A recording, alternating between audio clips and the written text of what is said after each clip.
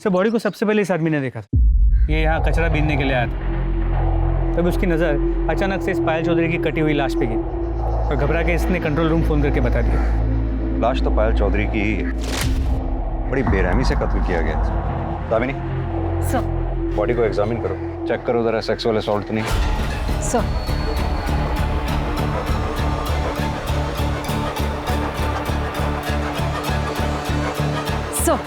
Sir body के दोनों हिस्सों पर रेप या सेक्सुअल असॉल्ट जैसा कोई निशान नहीं। सर के पीछे जो घाव है उससे ये लग रहा है कि पत्थर या किसी भारी चीज से वार किया।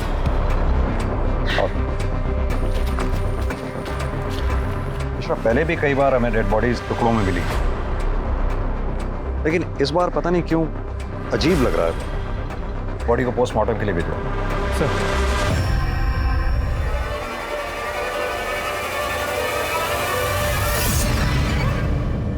नमस्कार, आदाब। क्राइम पेट्रोल सतर्क के आज के एपिसोड में मैं अनूप सोनी आप सबका स्वागत करता हूं।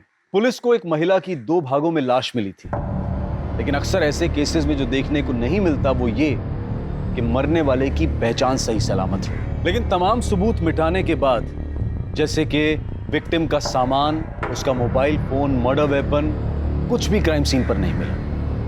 लेकिन विक्टिम की पहचान छोड़ दी गई थी। ये कातिल की भूल थी या फिर कोई चाल। जिसका कत्ल हुआ वो एक मशहूर डांसर पायल चौधरी थी, जो कि दिल्ली, यूपी और बिहार में प्राइवेट पार्टीज में, इवेंट्स में और शादी ब्याह में परफॉर्म किया करती थी। आखिर पायल को इतनी बेरहमी और इतनी दरिंदगी से किसने और क्यों मारा? इस सच को जानने की कोशिश में ये केस ऐसा घूमा कि पुलिस के लिए इसे सॉल्व करना एक बहुत बड़ा चैलेंज बन चुका था। पर सबसे पहला और अहम सवाल ये था कि एक डांसर के अलावा पायल चौधरी कौन थी और उसकी कहानी क्या थी।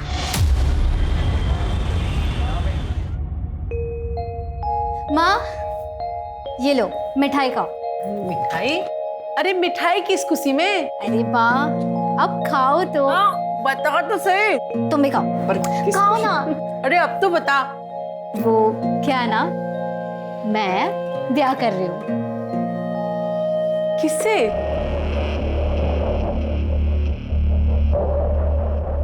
राजन शर्मा नाम है उसका। आप नहीं मिली हो माँ उससे? कुछ महीनों पहले मैं डांस इवेंट में मिली थी उससे। हाँ। छोरी बुरा ना माने तो एक बात कहूँ, भले घर का लड़का थारे जैसी नाचने गाने वाली के साथ ब्याह क्यों करेगा? और यो बता, तू ब्याह करके जो घर छोड़ के चली जाएगी, हाँ? तो यो घर कौन संभालेगा? आप लोग ना जानते हो उसे। पायल का सारा काम मैं संभालती हूँ। मैं मिल चुकी हूँ उससे, अच्छा आदमी है। और नाचने वाले की गाली किसे दे रहे हो? थारी अय्याशी चलती रहे इसलिए पायल को गैर मर्दों के सामने नाचने पड़े हैं। थोड़ी शर्म करो, शर्म। यो काम चोरी छोड़ो और कोई काम करो। छोरी, होश की दवा कर, घनी थानेदार नहीं हो रही है। और यो बताओ, तुम दोनों जो ब्याह का फैसला कर लिया तुमने, छोरे के घर वाले से बात की, ब्याह की, राजी हैं वो लोग? वो क्या ना, परिवार के नाम पे सिर्फ माँ है उसकी, लेकिन वो मना रहा है माँ को। पुराने ख्यालों की है तो थोड़ी दिक्कत हो रही है। थोड़ी दिक्कत ना है यो घनी दिक्कत वाली बात है। कभी ना मानेगी उसकी माँ कुछ भी।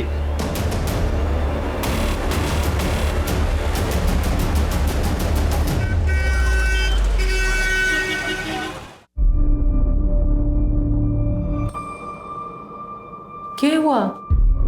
माँ, राजन की माँ ने हमारी शादी से मना कर दिया।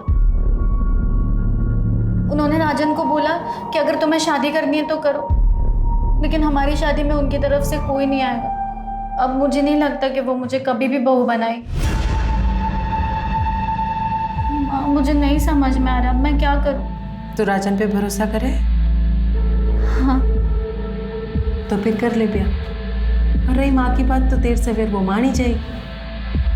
मेरी छोरी से ज्यादा दिन कोई नाराज रह ना सके। मेरी छोरी है इतनी अच्छी। और जो ना माने है ना, तो मन ने बुला लियो।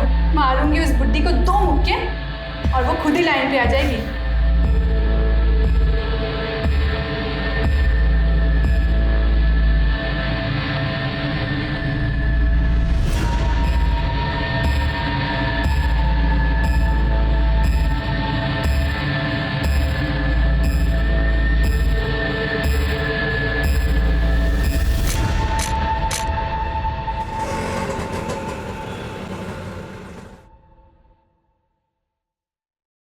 अरे आना। ले आया नचनिया को।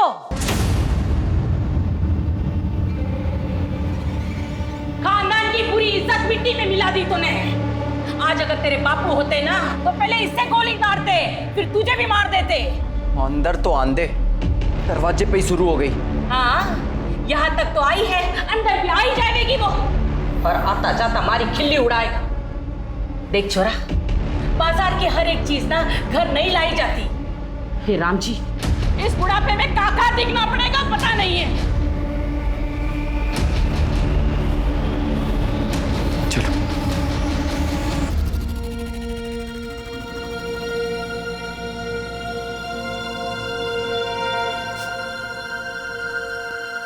क्या होया? मेरी वजह से आपको कितना कुछ सुनना पड़ा। माँ भी आपसे नाराज हो गई ना। तो क्या हुआ? शादी हुई है हमारी, अब तो जिंदगी भर साथ में रहना है, एक दूसरे का सुख दुख बांटना है। और माँ की चिंता तू ना कर, उन्हें मैं संभाल लूंगा। धीरे धीरे सब ठीक हो जाएगा। और अभी ये आंसू आंसू पहुंच और थोड़ा शर्मा वर्मा ले, नई नवेली दुल्हन है, थोड़ा फील तो आना चाहिए ना। हाँ, सुहाग रात है आज हमारी, तो थोड़ा तो मुस्कुरा दो। इधर से, इधर से, इधर से।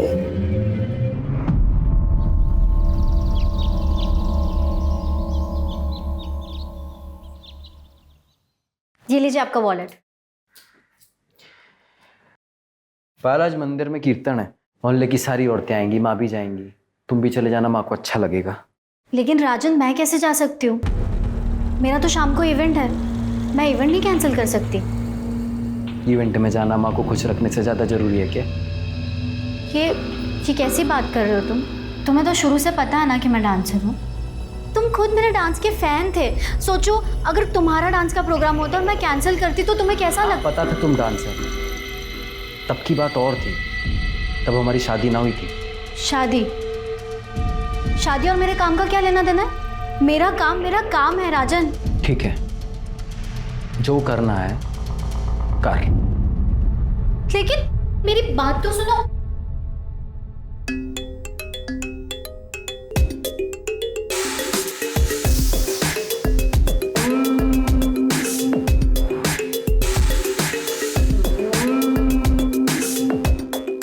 वाह पायल, वाह।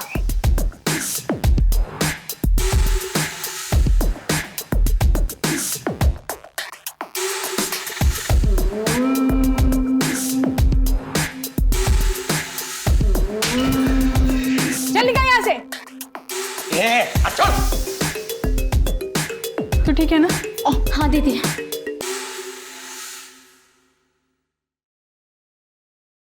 माँ जी,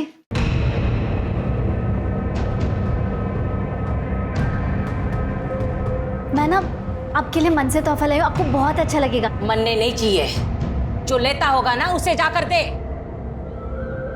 आप देखिए, आपको बहुत अच्छा लगेगा, सच में। एक बार देखिए। मैंने कहा ना मुझे नहीं चाहिए। तारी हराम की कमाई मनने नहीं चाहिए।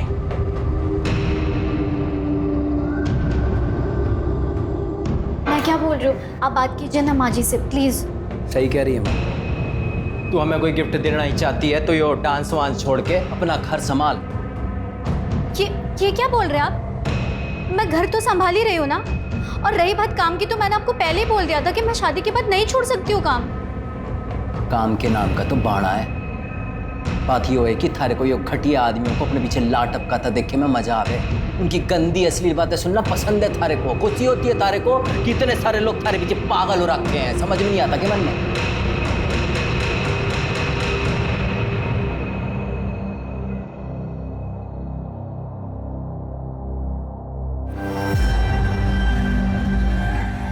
अच्छा हुआ जो ये अपने से गई। अब तू देख, मैं तेरे लिए कैसे खानदानी और सुशील बहू लाती हूँ। पूरी बिरादरी देखती रह जाएगी। राजेश शर्मा से तलाक लेने के बाद पायल वापस अपने घर लौट गई थी, लेकिन सर पायल का बाप बसे सर पायल की शादी से खुश नहीं था। इनफैक्ट वो तो शादी में शरीक तक नहीं हुआ। इसीलिए पायल जब वापस उसके घर चली गई तो उसका बाप उसे दिन रात सुनाता रहता था, काफी परेशान किया था। इसीलिए पायल ने अपना एक अलग घर ले लिया। तो अपनी छोटी बहन अलका, जो उसकी मैनेजर भी है, उसके साथ वहाँ शिफ्ट हो गई। सर कुछ दिनों बाद सुधा अनीश को लेकर पायल के साथ उनके घर शिफ्ट हो गई। सर सुधा पायल और अलका की सौतेली माँ है। सगी माँ का देहांत काफी साल पहले हो चुका था और लोगों का ये कहना है कि बेसेसर उस पर बहुत ही अत्याचार करता था, इसीलिए उसका देहांत हुआ। और उनका भाई अनीश? सर अनीश अलका और पायल का सौतेला भाई और सुधा और बेसेसर का बेटा। पर अनीश का अपनी बहनों से बहुत अच्छा रिश्ता है। मिश्रा, पायल की फैमिली को इन्फॉर्म किया? हम उन्हें लोकेट करने की कोशिश कर रहे हैं। सर, पायल चौधरी की पीएम रिपोर्ट। सर कल बॉडी के जो 2 हिस्से हमें मिले थे वो 2 अलग अलग लोगों के हैं।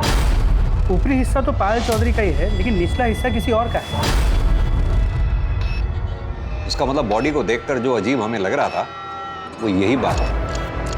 एक नहीं 2 मर्डर हुए। अब पता ये करना है कि दूसरी लड़की कौन है जिसका मर्डर हुआ। सर पोस्टमार्टम रिपोर्ट के मुताबिक ये दोनों मर्डर्स कल शाम 6 और 8 के बीच हुए हैं। और सर पायल की मौत सर के पीछे किसी पत्थर के वार की वजह से हुई। सर के पीछे एक घाव मिला है जिसमें सूखा हुआ खून है और सर पत्थर के कुछ पार्टिकल्स भी मिले। मिश्रा, हमें जल्द से जल्द ये डबल मर्डर केस सॉल्व करना होगा। पता लगाना होगा ये दूसरी लड़की कौन है जिसका मर्डर हुआ। इन बॉडी के हिस्सों को डीएनए टेस्ट के लिए भेजो। सर एक सेकेंड। हेलो, कहाँ पर? ठीक है सर, शिवपुरी में कुएं के पास एक कटा हुआ हाथ और पैर मिला।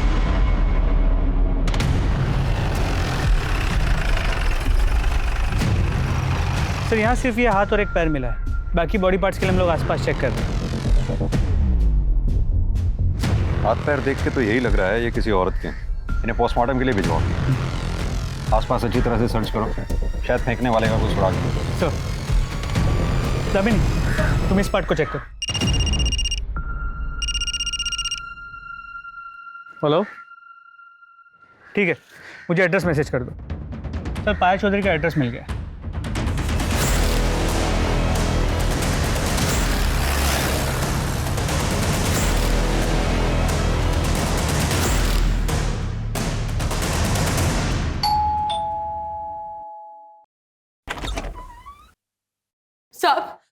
साहब हमारी अलका का कुछ पता चला? बताया कहाँ थी वो 2 दिन से? क्या अलका लापता है? हाँ साहब, 7 तारीख की दोपहर को गाड़ी लेके निकली थी, बता के भी ना गई कहाँ जा रही है। और उसके पीछे मैं मंदिर चली गई। 2 घंटे बाद आई तो अनीश ट्यूशन से आ गया था, पर अलका ना आई थी। तो हमने घड़ी देर तक उसकी राह देखी, उसको फोन भी किया पर उसका फोन स्विच ऑफ आ रहा था। जब सवेरे तक ना आई तो घबराहट के मारे जनकपुरी थाने में जाके उसकी गुमशुदगी की रिपोर्ट लिखवाई। सब हम तो कल रात में गए थे ये पता करने के वो उसका कुछ पता चला, पर उसकी कोई खबर ना थी। साहब, अलका ठीक तो है ना? आप कौन? यो भाई से बच्चों का मामा। देखिए, हमें एक औरत की लाश मिली। एक्चुअली बहुत की नहीं, ये ना हो सके। वो अलका नहीं है माँ। दीदी ना हो सके।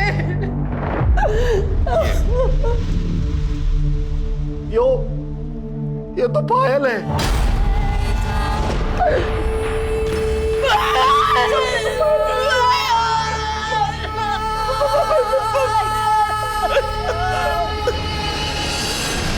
पायल की लाश यहाँ सहारनपुर में मिली। साहब ऐसा कैसे हो सकता है? वो तो मुजफ्फरनगर गई है। 7 तारीख को उसका प्रोग्राम था वहाँ। आज तो वो वापस आने वाली थी, हम उसकी राह देख रहे थे, पर वो हमेशा के लिए हमें छोड़कर चली गई। देखिए, मैं जानता हूँ कि हालात काफी नाजुक हैं, लेकिन फिर भी बस इतना जानना चाहता हूँ कि पायल का क्या कभी किसी से कोई झगड़ा हुआ था या कोई दुश्मनी थी? सब दुश्मनी क्या होगी ऐसी नेक्चुरी की, पर आजकल शाम के साथ घने झगड़े होते थे उसके। शाम कौन? श्याम तिवारी, पायल का पति। दोनों ने मंदिर में ब्याह किया था। श्याम ने पायल से पैसों के लिए ब्याह किया था। पायल को बेवकूफ बनाकर उससे पैसे लेकर कैश में एक दुकान खरीदी थी। पायल उससे इतना प्यार करती थी, पर बाद में पता चला कि श्याम पहले से ही शादीशुदा है। रुड़की में उसके बीवी बच्चे रहते हैं। बाद में उसने रजिस्ट्रार ऑफिस में जाकर पता किया तो पता चला कि उसने दुकान तो खरीदी थी पर अपने नाम पे। इस बात पे उन दोनों में घड़ा झगड़ा हुआ। अलका को भी ये बात पता है। उसने भी तिवारी को खूब खरी खोटी सुनाई थी। पायल को मालूम था कि अलका गायब है? नहीं साहब, हमने फोन किया था पर उसका फोन बंद आ रहा था और अलका की टेंशन में फिर हम उसे फोन करना ही भूल गए। आपके पति आपकी बच्चियों से बहुत नफरत करते हैं। क्या आपको लगता है कि वो ये काम? साहब, वो वैसे ही बड़ा गिरा हुआ इंसान है। कुछ कह नहीं सकती कि वो इतना भी गिर सकता है। अनीश, तुम कुछ कहना चाहोगे जिससे हमारी मदद हो सके? मैं तो बस इतना ही कहना चाहूंगा कि पायल और अलका दी सिर्फ मेरी बहन ही नहीं, भाई बाप सब थी। ठीक है, अभी हम चलते हैं। अलका के बारे में जैसी कोई खबर मिलेगी आप लोगों को इन्फॉर्म कर दें। मिश्रा, कि जनकपुरी पुलिस स्टेशन से अलका के केस की फाइल मंगवाओ। अब ये केस हम ही देखेंगे। पता करो 7 मार्च को पायल सहारनपुर में क्या कर रही थी। वो मुजफ्फरनगर गई भी थी या नहीं? अलका की गाड़ी ढूंढवाओ। अलका और पायल दोनों के कॉल रिकॉर्ड्स और मोबाइल लोकेशन डिटेल्स निकलवाओ। और हाँ, श्याम तिवारी, इसको थाने बुलाओ पूछताछ के लिए। क्या मेरी पायल का मर्डर हो गया है? तो नहीं सर, ऐसा नहीं हो सकता सर। ओवर एक्टिंग कम कर। सर, मैं एक्टिंग नहीं कर रहा हूँ, मैं सच कह रहा हूँ। मैं पायल से बहुत प्यार करता था। अपनी पहली बीवी और बच्चों से भी ज्यादा। सर मैं मानता हूँ कि मैं शादीशुदा हूँ, लेकिन भगवान जानता है कि ये रिश्ता कब का टूट चुका था और अब तो मैं उसे कानूनी तरीके से भी खत्म करने वाला था। क्योंकि पायल के पास ज्यादा पैसा था। उसकी दुकान हड़प के भी तुझे चैन नहीं मिला। सर, ये झूठ है। मैंने उसके लिए अपने पैसों से दुकान खरीदी थी। सर, मैं कब से अपनी एक इवेंट कंपनी का ऑफिस खोलने के लिए पैसे जोड़ रहा था। अच्छा, तो तूने पायल की ब्लैक मनी से दुकान नहीं खरीदी? सर, मैं उसके पैसे से क्यों दुकान खरीदूंगा? ठीक है, तो अभी तो जा सकता है, लेकिन सहारनपुर छोड़कर कहीं मत जाइए। अपनी बीवी के पास रुड़की भी नहीं। जी सर।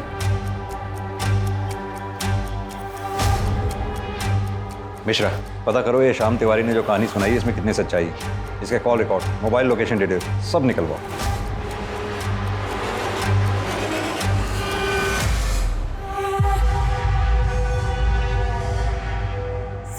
सर अलका का फोन स्विच ऑन हुआ था। इससे पहले कि लोकेशन पता कर पाते, फोन फिर से स्विच ऑफ है। दामिनी, अलका के फोन पे नजर रखो। सर, जैसे भी हो सकता है वो मुसीबत में हो, तो शायद हम उसे बचा पाएं। Right sir. सर, मुझे नहीं लगता हम अलका को बचा पाएंगे। क्यों? सर, बॉडी के जो 2 हिस्से मिले थे, ये उनकी डीएनए रिपोर्ट। इसका मतलब तो निचले पार्ट का डीएनए 50% पायल की बॉडी से मैच करता है। तो यानी वो बॉडी अलका की है? सर, रिपोर्ट से तो यही लगा। मिश्रा, एक काम करो, कुएं के पास से जो हमें हाथ पैर के टुकड़े मिले उनका डीएनए से मैच करके देखो। सर। हेलो, कहाँ? ठीक है सर, रेलवे ट्रैक के पास एक औरत का सर कटा हुआ मिला। वो उसकी पिक्चर अभी भेज रहे हैं। आ गई सर। ये तो अलका चौधरी है। मिश्रा, इस सर का डीएनए जंगल से मिले बॉडी के टुकड़ों से मैच करके देखो। जिसने भी ये काम किया बहुत ही शातिर खिलाड़ी है, बड़ी बेरहमी से मारा है।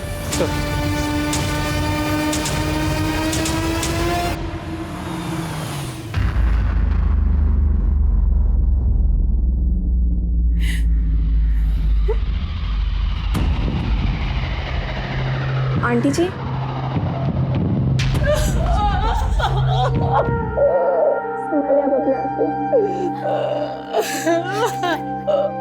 आंटी जी, मुझे तो अभी भी यकीन नहीं हो रहा है कि पायल दीदी और अलका दीदी के साथ इतना सब कुछ हो गया। कितनी बुरी मौत मारा उन दोनों को।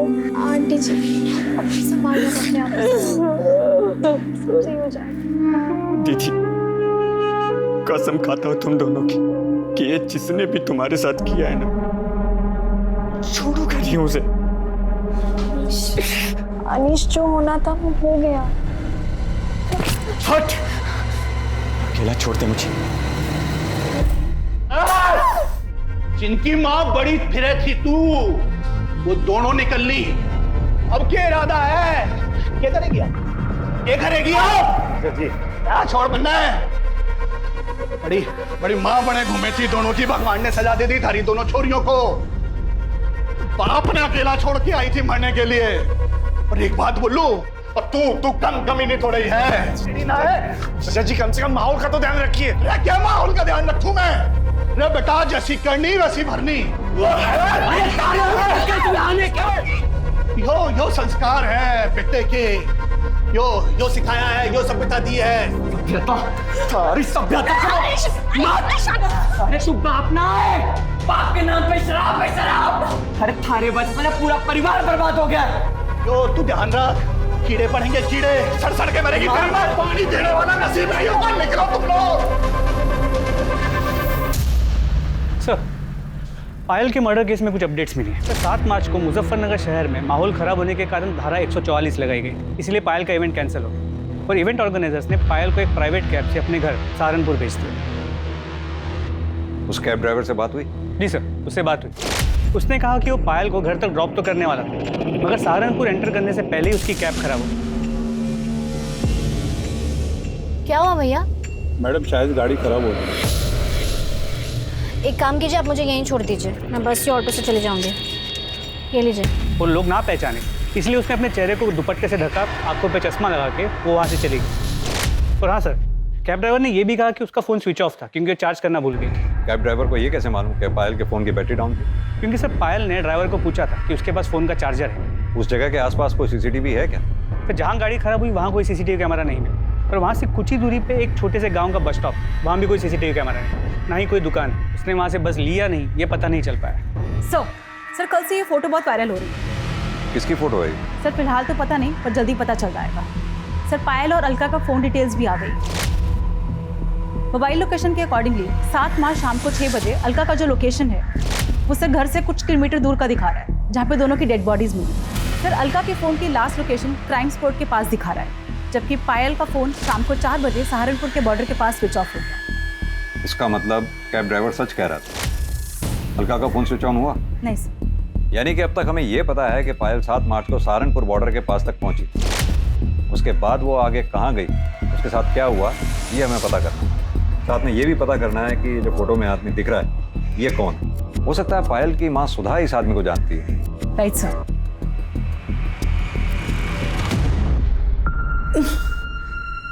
ये तो रतन सेठ है, मैं तो इसे घना भला आदमी समझती हूँ। पायल ने घना काम किया है इनके लिए, पर उसने कभी बताया ना कि ये इतना घिनौना काम भी कर सके। कहाँ मिलेगा ये रतन सेठ? मिलना तो अपने गुलमोहर सर्कल वाले ऑफिस में चाहिए, बैठते वही हैं।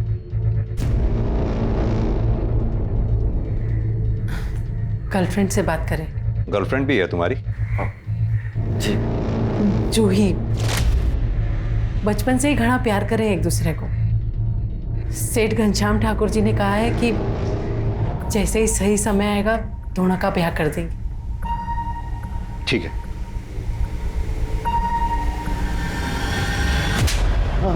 साहब, मैं सच बोल रहा हूँ साहब। अरे जबरदस्ती तो क्या, मैंने पायल को हाथ तक नहीं लगाया साहब। अच्छा,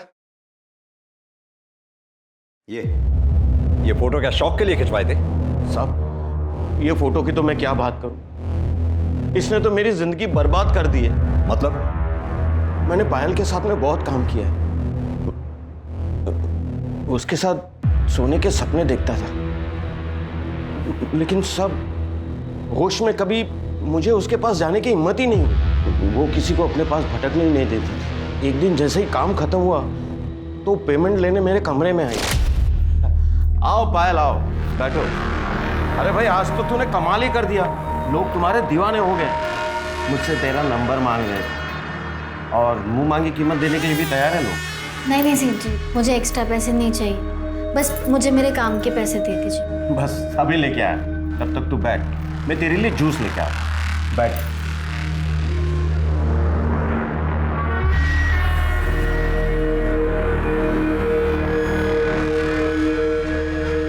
ये लो जूस पियो, अकाउंटेंट तुम्हारे पैसे लेकर आते ही हो।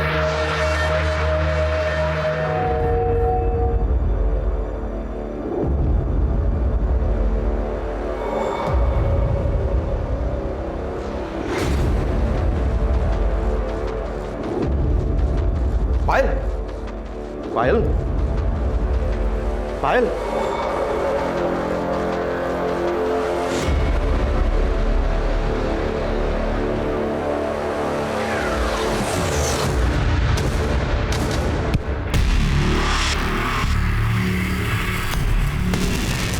जब मुझे होश आया तो मैं बिना कपड़ों के अपने बेड पे पड़ा था। पायल आसपास कहीं नजर नहीं आ रही थी। तो मैं डर गया कि कहीं वो किसी को बता तो नहीं देगी, पुलिस में तो नहीं चली जाएगी। साहब फिर मैंने अपना फोन देखा तो देखा कि उसमें ये फोटो भी थी और एक मैसेज भी था कि 2 लाख रुपया दे दो वरना ये फोटो पुलिस के पास चली जाएगी। किसने भेजा था वो मैसेज और फोटो? साहब अलका ने। उसी ने मेरे सर पे मारा था जिसके वजह से मैं बेहोश हो गया था। अब तक 15 लाख रुपया ले चुकी है सर इस फोटो के ऊपर।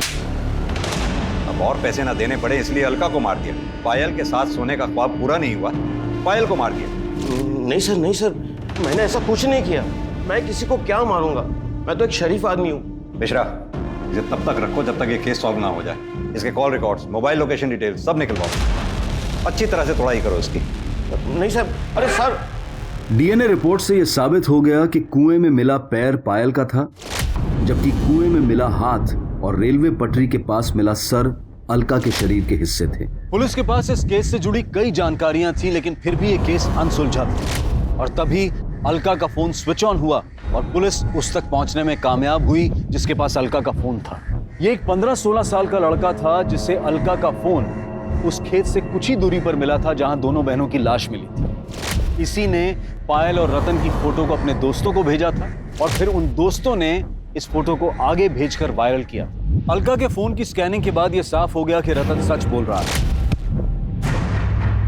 फोटो और मैसेज अलका ने ही भेजे थे और वो रतन को ब्लैकमेल कर रही थी। लेकिन तब भी इससे यह साबित नहीं होता कि रतन ने अलका और पायल का कत्ल नहीं किया था, बल्कि शक अब और गहरा हो चुका था। लेकिन यह साफ था कि दोनों बहनों का कत्ल एक ही समय एक ही जगह पर किया गया था, लेकिन उनके शरीर के हिस्से पुलिस को कंफ्यूज करने के लिए अलग अलग जगह फेंक दिए गए थे।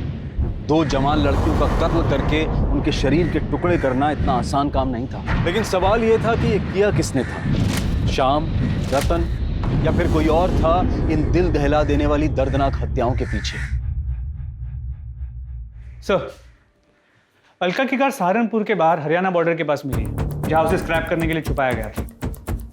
मतलब जिसका भी एक काम है, काफी शातिर है, नहीं चाहता था कि गाड़ी हमें मिले। गाड़ी फॉरेंसिक के लिए भेजो। जी सर। रतन सेठ के स्टेटमेंट को क्रॉस वेरीफाई किया? जी सर। जैसे उसने बयान दिया था 6 से 8 मार्च के बीच वो दिल्ली में कॉन्फ्रेंस के लिए गया हुआ था। उस दौरान उसकी मोबाइल की लोकेशन भी दिल्ली की है और कॉन्फ्रेंस में आए कुछ लोगों को मैंने ट्रैक किया, उनसे बात की। उन्होंने कंफर्म किया कि उस दौरान रतन कॉन्फ्रेंस में ही था।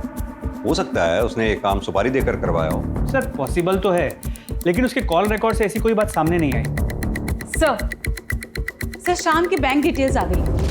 सर उससे तो ये पता चला है कि दुकान खरीदने से पहले उसने बैंक से काफी भारी रकम उधार ली थी। सर इससे तो ये लग रहा है कि वो सच बोल रहा है। सर इसके अलावा और कोई इन्फॉर्मेशन नहीं मिली। मिश्रा, पायल के बाप बसी सर, इसके बारे में पता किया मर्डर के वक्त वो कहाँ था?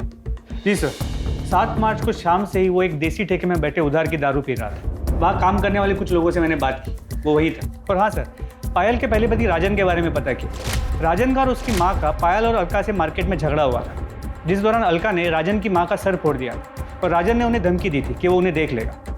और राजन की मोबाइल की लोकेशन उस शाम उसी एरिया की है जहां हमें दोनों बॉडीज मिली थी। हो सकता है इस कांड को अंजाम राजन ने ही दिया हो।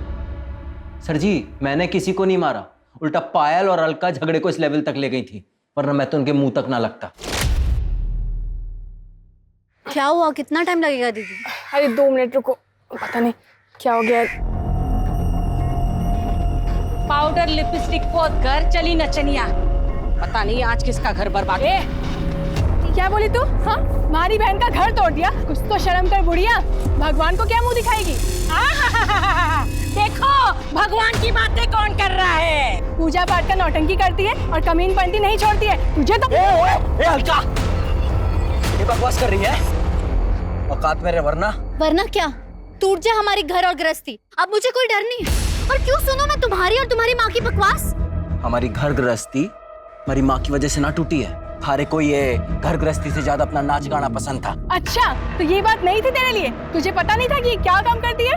तब मारे छोरे ने ये सोचा था कि ये कीचड़ मारे घर में आकर पवित्र हो जाएगी। इसे एक आदमी से थोड़ी ना पेट भरता है। छोड़ूंगा नहीं तेरे को, जान से मार दूंगा दोनों को। जा। इसके बाद मैं सीधा अपनी माँ को लेकर डॉक्टर के पास गया। 3 टांके आए थे माँ को। और तभी तूने तय कर लिया पायल और अलका को मारने का। देखिए सर जी, मैं मानता हूँ कि मैं उस एरिया में था, पर मैं वहाँ अपने फैमिली डॉक्टर से अपनी माँ की दवाइयाँ लेने गया था। आप चाहो तो पता कर लो। वो तो हम पता कर ही लेंगे। अभी तो तू जा सकता है, लेकिन सहारनपुर छोड़कर कहीं मत जाइए। सर, फोरेंसिक टीम ने बताया कि गाड़ी में कोई फिंगरप्रिंट्स नहीं मिले और जो भी खून के ट्रेसेस मिले वो दोनों बहन अलका और पायल के ही। यानी कि पायल और अलका का मर्डर हो सकता है कि गाड़ी में ही हुआ हो सकता है फिंगरप्रिंट्स जानबूझ के मिटाए गए। किसका काम हो सकता है? सर, ये शाम के phone record. Sir, call records के मुताबिक मर्डर के 2 दिन पहले इस शाम ने एक सुपारी किलर गफूर को कांटेक्ट किया। पर सर, ये लोकेशन डिटेल्स के मुताबिक जिस दिन दोनों बहनों का मर्डर हुआ, शाम का फोन रुड़की से सहारनपुर के बाहर आके रुका और फिर वहाँ से पायल के घर की तरफ मूव हुई और फिर पायल के घर से वापस रुड़की की तरफ गया, मगर अलग रास्ते से। मिश्रा, कि पायल की गाड़ी भी तो सहारनपुर बॉर्डर के आसपास ही खराब हुई थी। जी sir. Sir sir sir sir मत मारो सर सर सर सर बता रहा sir sir sir sir sir sir plan तो ये था कि जब 9 मार्च को पायल मुजफ्फरनगर से सहारनपुर आएगी ना, तभी उसका काम तमाम कर दूंगा और उसी दिन अलका को भी मार दूंगा। लेकिन सर अचानक से पता चला कि पायल का इवेंट ही कैंसिल हो गया। मैंने बहुत देर तक हाईवे पे उसका इंतजार किया, फिर देखा कि अचानक से उसकी गाड़ी खराब हो गई और वो पैदल जाने लगी। वहां बस स्टॉप पर और लोग भी थे, इसलिए मैंने गफूर को वेट करने को कहा। फिर अचानक पायल का दुपट्टा सरक गया और लोगों ने उसे पहचान लिया और लोग भी वहां पर आ गए। सबने उसे घेर लिया। क्या करें अब? फिर एक लड़का मोटरसाइकिल पर आया और पायल उसके साथ चली गई।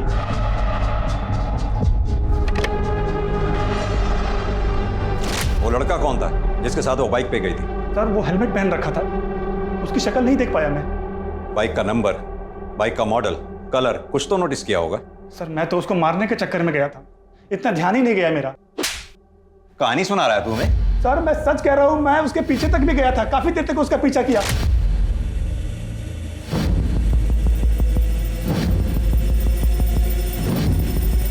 गफूर, छोड़ इसको, बाद में देखते हैं। निकल नहीं क्या? तूने उनका पीछा किया, सुनसान जगह देखकर दोनों को गाड़ी से उतारा, उनको मारा और फिर लाश को ठिकाने लगा दिया। नहीं नहीं सर, ये झूठ है। ये झूठ है? चल अब ये बता, दुकान किसके पैसे की खरीदी थी? बोल। हाँ सर, ये सच है कि वो दुकान पायल के पैसे से थी। सर, मैं क्या करता, फ्री की दुकान थी, 15,000 किराया आ रहा था, तो मैंने सोचा कि पायल का ही काम तमाम कर देता हूँ। लेकिन सर, हम ऐसा कर नहीं पाए। मिश्रा, पता करो ये शाम की बात में कितनी सच्चाई है। और हाँ, जब तक हम कातिल तक नहीं पहुंच जाते, इसे यहीं बिठा के रखो और इसके साथ ही गफूर को उठा ला। सर, अगर ये शाम निर्दोष है तो फिर ये डबल मर्डर्स किसने किया?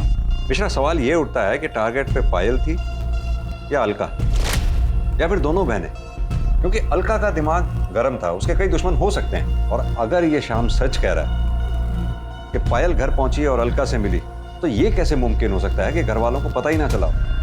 कहीं ऐसा तो नहीं पायल अलका से घर के बाहर मिली, बाहर से ही दोनों कहीं चले गए और फिर मार दिए गए, या फिर इस कांड में घर का ही कोई आदमी शामिल?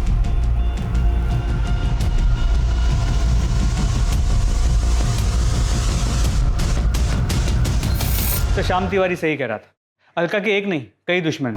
पायल जहां भी परफॉर्म करती थी लोग उसे छेड़ते थे और अलका उनका मुंह तोड़ जवाब देती। वो ये नहीं देखती थी कि वो कौन है, कोई नेता है, नेता का भाई है या पैसे वाला आदमी। वो किसी से भी नहीं डरती थी। यानी कि एक कामचोर बाप ने अपनी अय्याशी के लिए अपनी दोनों बच्चियों का जीवन ही बर्बाद कर दिया। पता करो ये पायल के चाहने वालों की लिस्ट में क्या कोई ऐसा है जो इतने सालों तक अपनी खुंदक पाल के बैठा हो? सर। दामिनी, सर, राजन की स्टेटमेंट को क्रॉस वेरीफाई किया? Yes sir. सर, वो सच बोल। सर, उस दिन वो डॉक्टर के यहाँ दवाई लेने के लिए गया था। क्लिनिक की सीसीटीवी फुटेज में ये दिख रहा है कि शाम को 6 बजे से लेकर 7 बजे तक वो क्लिनिक में ही था और उसके बाद उसके मोबाइल लोकेशन घर की तरफ मूव कर। सर, एक सेकंड। हेलो, कहाँ पर? ठीक है सर। खंडर के पास एक औरत का कटा हुआ हाथ और पैर में, जो काफी बुरी हालत में।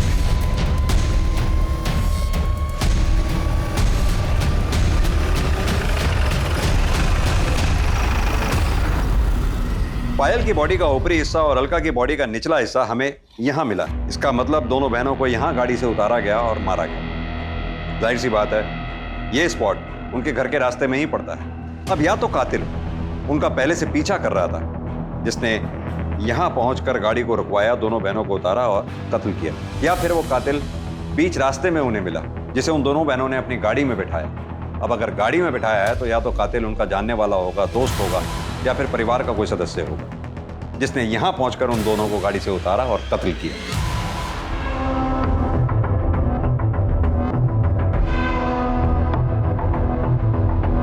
सर, अनीश अभी घर से बाहर निकला है, मैं पीछा कर रहा हूँ सर।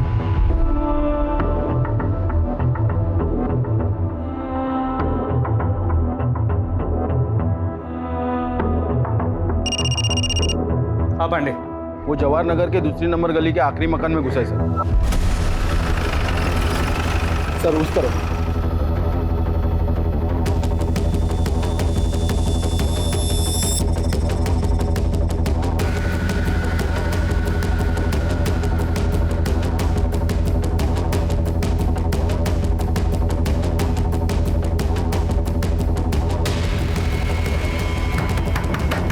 अनीश, हमें पता है तुम अंदर हो, चुपचाप बाहर आ जाओ।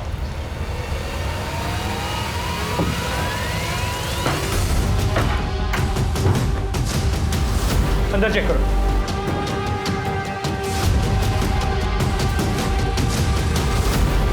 सर, अंदर कोई नहीं है।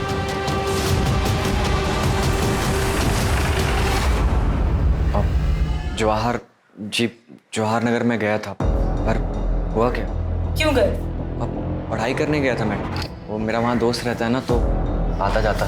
तो एक बात बता, जब तू वहाँ से निकला हमें दिखाई क्यों नहीं दिया? मतलब तूने मुझे बताया क्यों नहीं तू वहाँ गया था? नहीं माँ, मैं तो आपको बताने ही वाला था, पर आप सोई हुई थी तो इसीलिए मैं। दोस्त का नाम क्या है? रवि चौरसिया। अचानक पूरा केस घूम गया। इन्वेस्टिगेशन के प्राइम सस्पेक्ट अनीश और उसका दोस्त रवि चौरसिया बन चुके थे। अनीश के कॉल डिटेल्स और मोबाइल लोकेशन से यह साफ हो गया कि अनीश अक्सर अपने दोस्त रवि चौरसिया के घर जाता था और दोनों रोज बात करते थे। लेकिन रवि की मोबाइल लोकेशन ने उसे बड़ा सस्पेक्ट बना दिया था। रवि के इर्द गिर्द सब कुछ संदिग्ध था। जैसे कि उस शाम जब अनीश रवि के घर पहुंचा था, तब रवि की मोबाइल लोकेशन के मुताबिक वो घर पर ही था। उसके बाद से रवि का मोबाइल फोन स्विच ऑफ आ रहा था और वो गायब था। इतना ही नहीं, उसका मोबाइल फोन उस बस स्टैंड पर भी मौजूद था जहां से पायल ने लिफ्ट ली थी। और बस स्टैंड पर लोगों के पहचाने जाने के बाद यह तय हो गया कि रवि ही वो लड़का था जिसने 7 मार्च की शाम को पायल को अपनी मोटरसाइकिल पर लिफ्ट दी थी और उसे घर छोड़ा था। वो रवि ही था जिसने 7 मार्च की शाम को अलका और पायल को जिंदा देखा था। इन सभी जानकारियों के बाद पुलिस को लगने लगा था कि पायल और अलका के कत्ल में अनीश और रवि का हाथ हो सकता है। इस केस को हल करने के लिए रवि अब एक अहम कड़ी था। पुलिस रवि के फोन पर नजरें गड़ाए हुए थी और जैसे ही फोन ऑन हुआ, पुलिस ने बिना देरी किए रवि को उठा लिया। मैं और रवि, हम दोनों एक दूसरे से बहुत प्यार करते हैं। जूही से हमारा कोई वास्ता नहीं सर। सर, मैं अनीश को पहली बार पायल दीदी और राजन की शादी में मिला था सर, और अनीश को देखते ही मुझे इससे प्यार हो गया था सर, मुझे लड़के पसंद है, ये मुझे तब पता चला जब मैं रवि से मिला। पर मुझे ये भी पता था सर कि कुछ भी हो जाए मेरी माँ जूही से शादी करा के रहेगी। रवि से झगड़ा होता था, माँ को लगता था कि मुझे जूही से झगड़ा हुआ, और माँ उसे मनाने को बोलती थी। और सर, मुझे समझ में नहीं आता था कि मैं माँ को अपने रिश्ते के बारे में कैसे बताऊँ। 7 मार्च को क्या हुआ था? पायल तुम्हें कहाँ मिली? सर, मैं अपने एक रिश्तेदार को बस स्टॉप पर छोड़ने गया था, तो मैंने रास्ते में देखा कि कुछ लोगों ने पायल दीदी को घेरा हुआ है। तो मैंने दीदी को बोला कि आओ मैं आपको घर छोड़ देता हूँ, और मैंने अपनी बाइक पे उन्हें घर छोड़ दिया था सर, मेरे पास ना पायल दीदी का बैग रह गया था बाइक, मैंने सोचा मैं वापस कर देता। जैसे ही मैं उनके घर के पास पहुँचा तो मैंने देखा वो कार में कहीं बैठकर जा रही थी, और फिर मैंने उनका पीछा किया।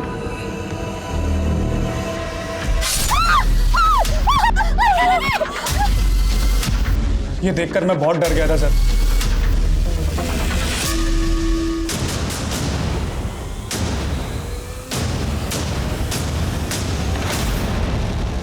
क्यों मारा उन दोनों को? मैंने सोच लिया था कि मैं उस अलका को जिंदा ना छोड़ूंगी। फिर पायल 2 दिन के लिए बाहर गई थी, यही मौका था। हमने सोचा कि बहाने से उसे मंदिर ले जाते हैं और वहीं मार देते हैं, पर फिर पायल वापस आ गई। अरे पायल, शुक्र है भगवान का तू आ गई। नहीं तो जान ही सूख गई थी जब ऑर्गेनाइजर ने बताया था कि तू काफी देर पहले निकल गई। अरे पायल, तू तो 9 तारीख को आने वाली थी, फिर? अरे माँ, मैं बताना भूल गई, वो इसका प्रोग्राम कैंसिल हो गया। चल अब आई गई है तो हमारे साथ मंदिर चल, घर में अकेले क्या करेगी? अच्छा ठीक है, मैं बैग रख के आती हूँ। हाँ? तो मैंने और भाई ने तय किया कि हम उन दोनों को मार देते। पता नहीं फिर ऐसा मौका मिले ना मिले। जब गाड़ी सुनसान जगह पर पहुंची तो मैंने बहाना बनाया, मैं बस 2 मिनट। हाँ माँ।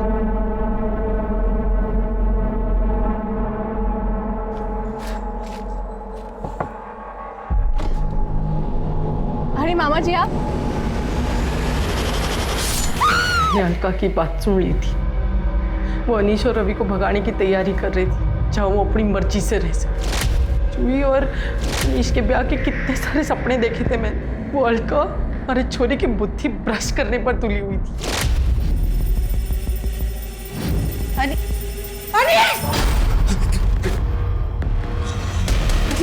यो क्या कर रहा है? हाँ? इतनी सुथरी गर्लफ्रेंड है थारी, फिर यो? माँ हमारी गर्लफ्रेंड ना है। आंटी आप तू तो रहने दे सुनने सुनाने की बातें। निकल निकल। माँ, इतना हल्ला क्यों मचा रही है? गलत क्या है इसमें? अनीश अगर इसमें खुश है तो इसे खुश रहने दे। तू इसकी तरफदारी कर रही है? अच्छा, अब समझी। थारे को ये सब पहले से मालूम था। यो थारा दोस्त। अरे तूने इतना भी ना सोचा कि अपने दोस्त के खातिर अपने भाई की जिंदगी खराब कर रही है? माँ, इतना नाटक करने की ना जरूरत ना है, सब समझ रही हूँ मैं। अनीश की बात माननी पड़ी और जूही और अनीश की अगर शादी नहीं हुई तो थारा लखपति बनने का सपना टूट जाएगा। मारे जीते जी ये ना हो सके है कि हमारा चोरा किसी चोरी से ब्याह करे। माँ, हम उनकी लाशों को घसीटकर जंगल में ले गए। भाई ने उनके शरीर के टुकड़े टुकड़े कर दिए। पायल का फोन कहाँ है? वो मैंने लाश के टुकड़ों के साथ जंगल में फेंक दिया। अलका वही फोन ढूंढा पर नहीं मिला। फिर बहुत अंधेरा हो रहा था तो ढूंढना छोड़ दिया और निकल गया वहां से। मारना तो हम सिर्फ अलका को चाहते थे। पायल तो सीधी थी, उसे तो हम बाद में भी देख लेते। लेकिन कहते हैं ना, जिसकी मौत जहां लिखी होती वो वहां अपने आप पहुंच जाता है। ऐसा कहा जाता है कि जब कोई किसी के साथ अच्छा करता है तो उसका फल भी अच्छा ही मिलता है, लेकिन इस केस में उल्टा हुआ। जिस अलका और पायल ने अपनी सौतेली माँ और सौतेले बेटे अनीश को ऐशो आराम और इज्जत की जिंदगी मुहैया करवाई, उसी सौतेली माँ ने अपने बेटे की भलाई सोचकर बेटियों की जान ले ली। ये केस एक सबक है कि अपराध और आपराधिक मानसिकता किसी के अंदर भी विकसित हो सकती है और अपराध घर या बाहर कहीं भी पनप सकता है। देखते हैं हमारे आज के एपिसोड की दूसरी कहानी। मैं भी वही हूँ जिनके इंसाफ के लिए कभी कैंडल मार्च हुए थे। उनकी आवाज़ उठाने के लिए हम सब ने अपनी चुप्पी तोड़ी थी, पर मेरे लिए ना धरना है ना आशा की कोई आँच जली। क्या मुझे कभी इंसाफ नहीं मिलेगा?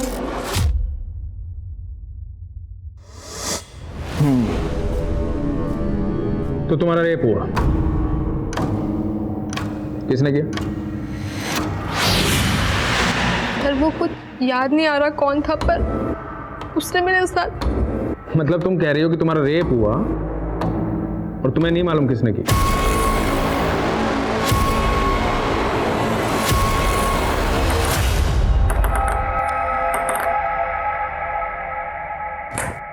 नमस्कार, आदाब। क्राइम पेट्रोल सतर्क के आज के एपिसोड में मैं अनूप सोनी आप सबका स्वागत करता हूं। यह घटना एक लड़की की जिंदगी की बहुत ही भयानक और विचित्र रात से जुड़ी थी। उस रात का एक एक पल यातनाओं से भरा था, लेकिन उस लड़की को अपने अपराधी का परिचय नहीं मालूम था। आखिर आराध्या कब, कैसे और क्यों इस जटिल परिस्थिति में पहुंची?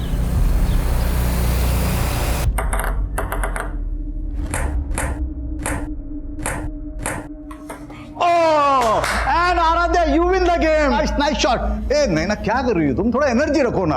आराध्या आई लाइक इट, लेकिन गेम है ना इतना लंबा नहीं चलना चाहिए, थोड़ा थोड़ा इंप्रूवमेंट करो। और देखो क्या है, ये बैकहैंड है ना, ये बैकहैंड को हम ये ऐसा पकड़ा हमने और ये हमने ये स्ट्रोक दिया, समझिए, ये स्ट्रोक दिया। नहीं ना, देखो तुम्हारा क्या होता है, तुम एनर्जी नहीं रखती, तुम्हें फोर्स होना चाहिए। हाँ, ये जो स्ट्रोक है ना, ये इस तरह से, ये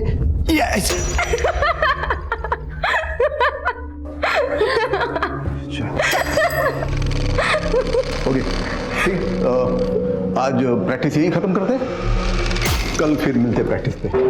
चल आराध्या, आज पार्टी करते हैं। जाम से जाम टकरा के मैं अपनी हार और तू अपनी जीत सेलिब्रेट करते हैं। अच्छा, जाम से जाम टकराएंगे ना तो लीवर जाम हो जाएगा। फिटनेस पर ध्यान नहीं देना तुझे। आराध्या, क्या हुआ?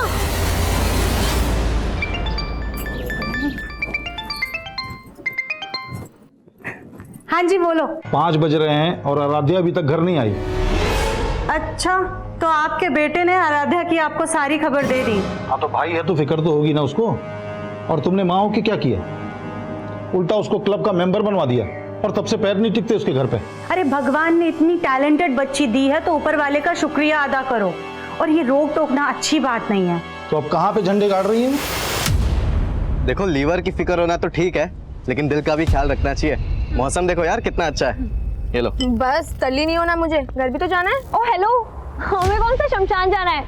बारिश है, बियर है, तुझे और क्या चाहिए? चल अब आइए ना, तो अच्छे से एंजॉय करके जा। एंजॉय तो तब करूंगी ना जब कंट्रोल में रहूंगी। कंट्रोल? अरे मैं हूँ ना, मैं करता हूँ तुझे कंट्रोल। आजा। नहीं पीना यार प्लीज। आजा। सुपर हीरो तो होगा नहीं जो ये छत से कूदने के जीन्स आ गए तेरे अंदर हैं? चिल कर यार, मैं तो बस ये कह रहा था कि ये रिस्की खेल बंद कर एंड हैव सम फन। चल देख। ओ हेलो, तू बड़ा ब्लश कर रही है। जानती है क्या उसे? जानती तो नहीं, पर लड़का जानने लायक है। अपने बॉयफ्रेंड के सामने फ्लर्ट कर रही है।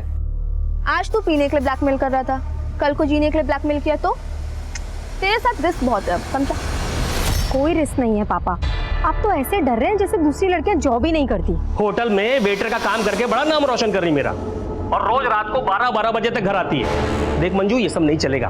पापा, आप खुद तो मेरी पढ़ाई का खर्चा उठा नहीं पाते, अब क्या मैं खुद की पढ़ाई के लिए पार्ट टाइम जॉब भी नहीं कर सकती? बोल तो ऐसे रही है जैसे तुझे अनपढ़ छोड़ रखा है मैंने। बीए करवा दिया ना, अब इसके आगे ना तो पढ़ाई करेगी ना जॉब करेगी, समझी?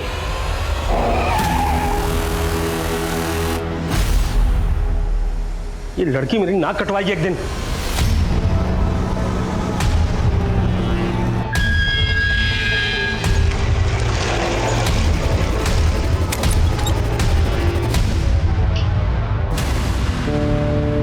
हेलो पापा,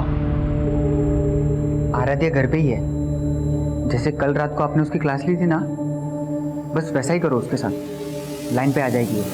अब वो चाहे कुछ भी कर ले, मुझे उस संकी से बात ही नहीं करनी है। बाय द वे, ये कहीं उस करण का जादू तो नहीं जो तूने अभिनव से तुरंत ब्रेकअप कर लिया? हाँ, खींच मत यार, मुझे बस अपने गेम पे फोकस करना है।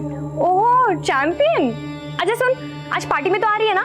नहीं यार, घर में पापा ने डिटेन कर रखा है और भाई मेरे पे पहरा दे रहा है, कैसे आऊंगी?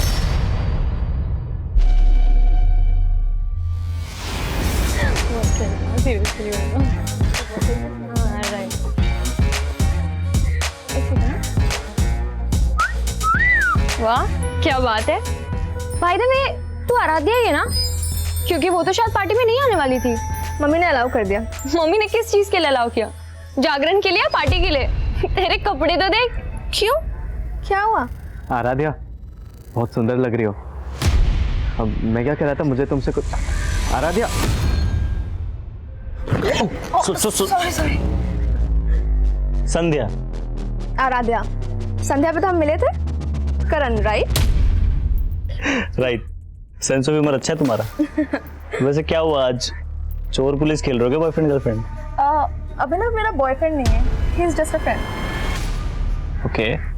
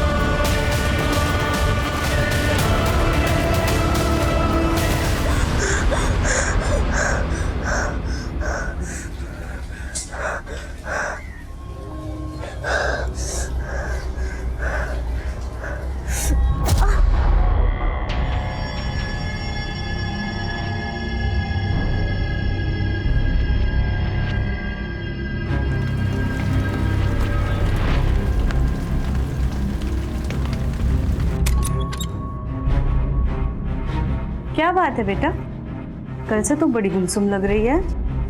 माँ वो कुछ नहीं, बस थोड़ी तबीयत ठीक नहीं है।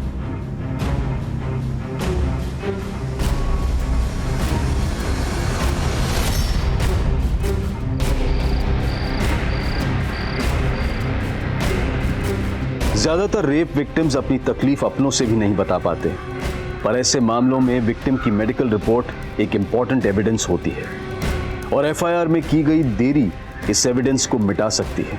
आराध्या ने अपने परिवार को भी ये बात 3 दिनों बाद बताई, लेकिन तब तक बहुत देर हो चुकी थी। शराब, पार्टी और लड़के, इसके अलावा कुछ सोचता है तुझे? ये तो होना ही था तेरे साथ। बस कर अंश, इसका रो रो करके पहले ही बुरा हाल है और तू है कि इसको कोसे ही चला जा रहा है। पर तू क्या कर रही है सुहासिनी? अभी भी अंश को रोक रही है तू। बड़ा बोल रही थी ना, बड़ी टैलेंटेड लड़की पैदा की है। अरे हमारी इज्जत खराब करने के लिए पैदा हुई है ये। अब कुछ बोलेगी? कौन था वो, क्या नाम था उसका? कुछ बोलेगी? पापा नाम क्या? इसको तो उसकी शक्ल तक याद नहीं है। क्या? हाँ, नशे में टूल थी। मुझे तो लगता है दारू के साथ ड्रग्स भी लेना चालू कर दिया इसने। ड्रग्स नहीं लिया था मैंने, बस थोड़ी सी बियर पी ली थी। ऐसे बोल रही जैसे बहुत महान काम किया इसने। हाँ मैंने गलती की पापा, पर उसका मतलब ये नहीं कि कोई भी मेरा रेप कर देगा। 3 दिन से इसीलिए चुप थी कि मुझे पता था आप मुझे गलत समझोगे, और जिसने गलत किया है उसे कोई भी नहीं कोस रहा है। अरे तो कोसने के लिए कोई होना चाहिए ना।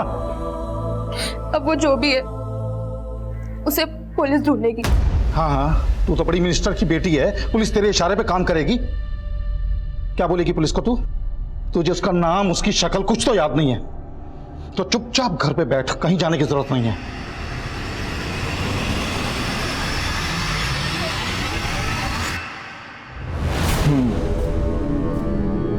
तो तुम्हारा रेप हुआ, किसने किया?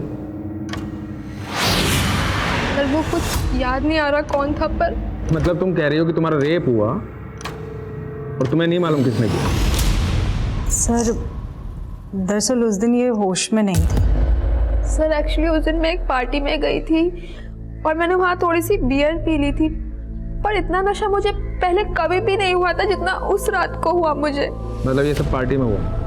नहीं सर, पार्टी में नहीं हुआ। मुझे याद है अच्छे से कि पार्टी के बाद घर जा रही थी और मुझे बहुत तेज चक्कर आ रहे थे, बहुत सर दुख रहा था और फिर कुछ भी समझ नहीं आया था कि मेरे साथ हो क्या रहा है, और फिर अचानक से मैं वहीं पे बेहोश हो गई। और जब मुझे हल्का सा होश आया और फिर अचानक पता नहीं मैं कैसे उसी रोड पे पहुंच गई जहाँ पे मैं बेहोश हुई थी।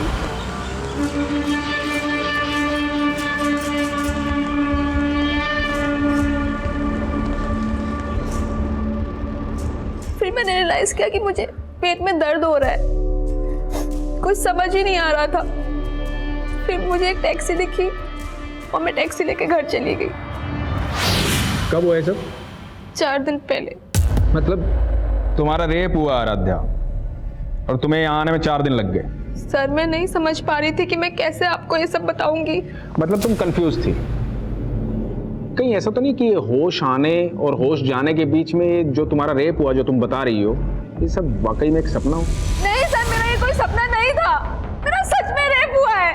अरे तो मान लेते हैं रेप हुआ है, पर रिपोर्ट बताओ किसके खिलाफ लिखूं, बोलो।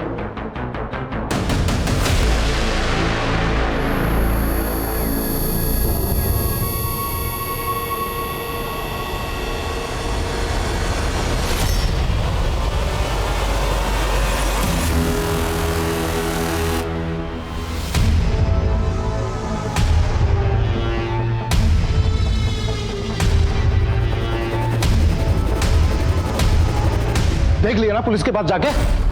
मैंने पहले ही बोला था वो लोग कंप्लेंट तक नहीं लिखेंगे तुम्हारी। उन्होंने कंप्लेंट नहीं लिखी पापा, इसका मतलब ये नहीं कि मेरे साथ क्राइम नहीं हुआ है। लेकिन ये भी तो हो सकता है कि तेरा रेप ही ना हुआ हो।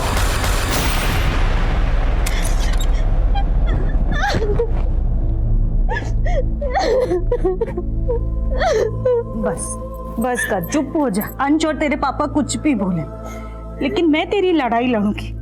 लेकिन बेटा तुझे याद करना होगा कि वो कौन था। ध्यान से सोच, शायद तुझे उसकी शक्ल याद आ जाए। अच्छा ये याद कर कि तो उस दिन उस सड़क से उस कमरे तक कैसे पहुंची? तू खुद से गई थी या तुझे कोई जबरदस्ती लेकर के गया था? ओके ठीक है, बाय। आई बैठी, आ जाओ बेटा, बैठ। सर जब से ये सब हुआ है तब से ये बहुत सदमे में है। मैं समझ सकता हूं बेटा, डरने की जरूरत नहीं। तुम्हारे साथ जो कुछ भी हुआ है हमें ठीक से बताओ।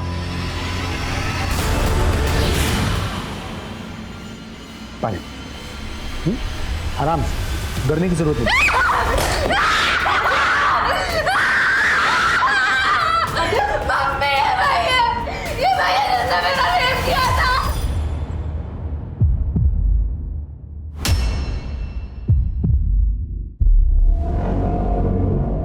क्या बोल रही है? सॉरी सर, ये बहुत डिस्टर्ब है जब से ये सब कुछ हुआ है।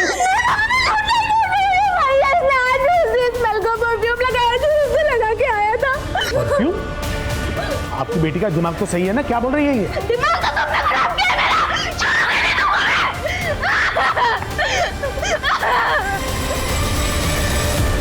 आराध्या कह रही थी कि उसे उस आदमी का चेहरा तक भी याद नहीं है जिसने उसके साथ बलात्कार किया था, और अब परफ्यूम की स्मेल की दलील देकर एक एसएसपी पर गंभीर आरोप लगा रही थी। क्या ये आराध्या का कोई भ्रम था या फिर उसके आरोपों में वाकई कोई सच्चाई थी? लेकिन उसके आरोपों ने पुलिस महकमे में हलचल पैदा कर दी थी, क्योंकि ये बातें न्यूज चैनल्स की हेडलाइंस और अखबारों की सुर्खियां बन चुकी थी। इन आरोपों से पुलिस डिपार्टमेंट की काफी बदनामी हो रही थी। इसके बाद एसएसपी अजीत सिंह ने अपने पद से खुद इस्तीफा दे दिया और अपने ही खिलाफ जांच का समर्थन करने लगे। मेरी 30 साल की सर्विस में मैंने खुद ने 30 से ज्यादा रेप केसेस सॉल्व किए हैं। मैं चाहता हूं कि इस केस की पूरी इंक्वायरी हो। मुझे लगता है कि उसकी दिमागी हालत ठीक नहीं है, और जहां तक उस लड़की का सवाल है, या तो वो किसी के बहकावे में आकर मेरी छवि बिगाड़ने की कोशिश कर रही है। सर, ये अजीत सिंह तो बहुत काबिल ऑफिसर है। तुम कैसे जानते हो अजीत सिंह को? दरअसल 5 साल पहले जब मैं आदिल सर के साथ काम कर रहा था, उस वक्त इनसे मुलाकात हुई थी, और सर तब इन्होंने एक बहुत बड़े सेक्स रैकेट का पर्दाफाश किया था, और अभी खुद रेप केस में फंसे हुए हैं। स्ट्रेंज। उस दिन तो तुम्हें किसी आदमी का चेहरा भी याद नहीं था, और आज तुम कह रही हो कि अजीत सर के परफ्यूम की स्मेल रेपिस्ट के परफ्यूम की स्मेल से मिलती है। पर एक जैसा परफ्यूम तो कई लोग इस्तेमाल करते हैं। अब इन बातों से तुम्हारे दिमागी हालात पर सवाल उठेगा कि नहीं? देखिए, अगर मैं आपको पागल लग रही हूँ तो मेडिकली प्रूफ करके दिखाइए। पहले मेडिकली ये तो प्रूव हो जाने दीजिए कि तुम्हारा रेप हुआ है। तो आप मुझे झूठा साबित कर रहे हैं? झूठ और सच तो सबूत साबित करेंगे। अब आते हैं तुम्हारी स्टेटमेंट पे। उस सुबह जहां तुम ऑटो का वेट कर रही थी, वहां कोई भी सीसीटीवी नहीं है, तो किसी बात का कोई प्रूफ नहीं है, और तुम्हें याद नहीं है कि तुम उसके बाद गई कहां। लेकिन सर, मुझे ये तो याद आ गया है ना कि उस दिन एक ब्लैक कार आई थी, और उस कार में कोई था जो मुझे लिफ्ट के लिए पूछ रहा था। वो कार से उतरा और मुझे अपने साथ लेकर गया, और मुझे पता भी नहीं चला। अब तुम ये कहोगी कि उस ब्लैक कार में अजीत सर थे? नहीं, वो आदमी कोई और था। मतलब कार में तुम्हें कोई और लेके गया, और तुमने रेप का इल्जाम अजीत सर पे लगाया? क्योंकि उस दिन कमरे में अजीत सिंह ही था, और वो कार में कोई और था, और वो कार वाला ही मुझे बेहोशी की हालत में उस कमरे तक लेकर गया, और शायद वापस मुझे वहीं छोड़ दिया। पहले तो तुम्हें एक आदमी भी याद नहीं आ रहा था, अब दो याद आ रहे हैं। तुम्हारा रेप एक आदमी ने किया है, दो ने? एक ने। और वो एक आदमी अजीत सिंह है जो उस दिन उस कमरे में था। कहाँ था वो कमरा? कौन सा होटल, कौन सा लॉज? कुछ कह नहीं सकती। उस दिन तुमने बताया था कि तुमने बियर पी रखी थी। ऐसे कितनी बियर पी थी कि जो तुम्हें होश नहीं था? शायद 2। और यही बात मुझे भी समझ नहीं आ रही है कि 2 बियर में मुझे इतना नशा कैसे हो सकता है। मतलब कोई और था वहां जिसने तुम्हारी बियर में नशीली दवाई मिलाई थी? मुझे भी ऐसे ही लग रहा है कि मेरी बियर में नशे की गोली किसी ने पार्टी में ही मिलाई थी। अगर ऐसा था तो पॉसिबल है कि वो शख्स जिसने तुम्हारा रेप किया है उसी पार्टी में मौजूद था। आराध्या अपने गुनहगारों के बारे में कितना जानती थी ये अब भी साफ नहीं था, लेकिन उस पार्टी वाली रात की आराध्या से जुड़ी एक एक एक्टिविटी का पता किया जा रहा था। जैसे वो उस पार्टी में किस ऑटो से गई थी, किस टैक्सी से वो अगली सुबह अपने घर पहुंची थी, और इनके बीच में वो काली कार किसकी थी जिसने उसे लिफ्ट दी थी, वो कमरा कहाँ था जहाँ उसके साथ बलात्कार किया गया था। हाँ सर, उस रात मैं पार्टी में मौजूद था, लेकिन जब मैं वहाँ से निकला तब आराध्या वहीं पे थी। वो नैना और अपने फ्रेंड्स के साथ ड्रिंक्स कर रही थी। उसके बाद क्या हुआ कुछ नहीं पता मुझे। सर आराध्या तो पार्टी में भी नहीं आने वाली थी। क्यों? सर एक्चुअली आराध्या के पापा बहुत स्ट्रिक्ट है, वो उसे कहीं नहीं जाने देते, लेकिन उसकी मम्मी बहुत सपोर्टिव है, तो उसकी मम्मी ने उसे बाद में अलाउ कर दिया था। ये आराध्या पार्टी बनने से तुमसे पहले चली गई थी या बाद में? सर वो पहले ही चली गई थी, लेकिन हाँ सर मैंने बाद में अभिनव को उसके पीछे जाते हुए देखा था। ये अभिनव कौन है? सर अभिनव आराध्या का बॉयफ्रेंड है। हाँ सर, उसने मुझसे ब्रेकअप किया था, लेकिन सर उसने मुझ पर कोई भी रेप एलिगेशंस नहीं लगाए। लेकिन तू उसके पीछे तो गया था, शायद किसी को देखा उसके पीछे। सर मैं उसके पीछे गया था, लेकिन इससे पहले कि मैं उससे बात करता मेरे दोस्तों ने मुझे रोक लिया। आप चाहे तो उनसे पूछ सकते। और आराध्या से तो मैं मिला तक नहीं था सर, वो पूरे पार्टी में करण के साथ ही थी। करण? सर मैं उस रात सिर्फ दूसरी बार मिला था आराध्या से सर। हाँ लेकिन सर मुझे ऐसा फील हो रहा था सर वो अपने बॉयफ्रेंड अभिनव को जलाने के लिए बार बार मेरे पास आने की कोशिश कर रही थी सर। लेकिन सर मैंने उसे साफ क्लियर कर दिया था कि मैं अभी किसी और के साथ हूँ सर। ठीक है, तुम जा सकते हो। Thank you sir. सर उस टैक्सी वाले का पता चल गया जिसने उस सुबह आराध्या को घर पे छोड़ा था। हाँ साहब, उस सुबह मैंने इस लड़की को एमजी क्रॉसिंग रोड से इसके घर सुंदर नगर छोड़ा था। ये लड़की कह रही है इसके साथ रेप हुआ था। उस दिन जहाँ से इसने तुम्हारी टैक्सी हायर की थी ये फुटपाथ पे बेहोश पड़ी थी, तुमने देखा था इसे बेहोशी की हालत में? नहीं साहब, मैं तो खुद अपनी टैक्सी में सो रहा था, इसने खुद मुझे जगा के मेरी टैक्सी हायर की। उसके साथ क्या हुआ क्या नहीं हुआ साहब वो तो मुझे नहीं मालूम। क्या रंग है तेरी टैक्सी का? साहब सफ़ेद है।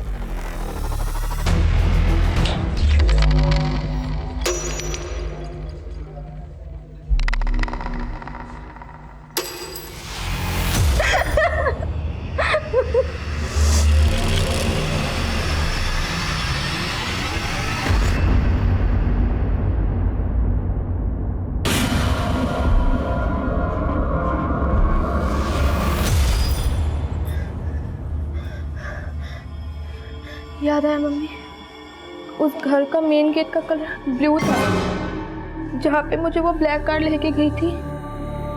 Blue colour? पर बेटा पुलिस ने कंफर्म किया है अजीत सिंह के बंगलों का मेन गेट ब्लू कलर का नहीं है।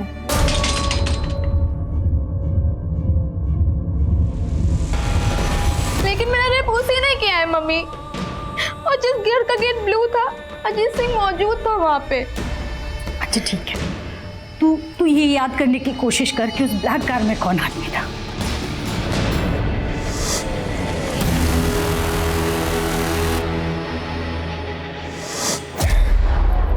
याद आया कौन था ब्लैक कार में? आराध्या, अब तुम कभी प्रूव नहीं कर पाओगी कि अजीत जी ने तुम्हारा रेप किया। मतलब अब आप वो कर रहे हैं जो वो आपसे करवा रहे हैं। अब तुम मुझे समझाओगी मुझे क्या करना चाहिए और क्या नहीं करना चाहिए? सर नाराज मत होइए, बच्ची है, नादानी में बोल गई। नादान? बहुत पहुंची हुई चीज है ये। टेबल टेनिस कंपटीशन में नॉमिनेशन के लिए आराध्या की सिफारिश लेकर तुम गई थी अजीत जी के पास, क्योंकि वो तुम्हारे फ्रेंड की जान पहचान के हैं। सुहासिनी जी, मैं ऐसी कोई सिफारिश नहीं करूंगा। आपकी बेटी को क्लब में फ्री ट्रेनिंग दिलाने के लिए मैंने सिफारिश कर दी थी, लेकिन वो कंपटीशन में सिलेक्ट होगी या नहीं ये सिर्फ उसका गेम डिसाइड कर सकता है, मैं नहीं। बात नहीं बनी तो बदनाम करने की कोशिश की। तो क्या कह रहे हैं आप सर? उस रात आप अपनी बेटी को पार्टी में नहीं भेजना चाहते थे ना? जी सर, लेकिन तुम्हारी बीवी ने भेजा जबरदस्ती, क्योंकि नहीं भेजती तो ये खेल कैसे रचती? खेल तो मेरी बेटी की जिंदगी के साथ हुआ है सर। आपको पता है उस दिन वो काली कार में कौन आया था, कौन इसको लेकर के गया था? करण सिंह, अजीत सिंह का बेटा। लिफ्ट चाहिए क्या तुम्हें? तो अपनी दलील को पुख्ता करने के लिए अजीत जी के बेटे को फ्रेम कर रही हो तुम। कोई नहीं सुनेगा तुम्हारी कहानी। मतलब मेरा रेप आपको अब कहानी लग रही है? बहुत कहानी है तुम्हारे पास। मेडिकली प्रूव हो चुका है कि तुम्हारे साथ कोई जबरदस्ती नहीं हुई, और सेक्सुअली एक्टिव तो तुम पहले से थी ना। क्या कह रहे हैं सर आप? कुछ भी बोले जा रहे हैं? पूछो अपनी बेटी से, अपने एक्स बॉयफ्रेंड अभिनव के साथ इसके फिजिकल रिलेशन थे या नहीं?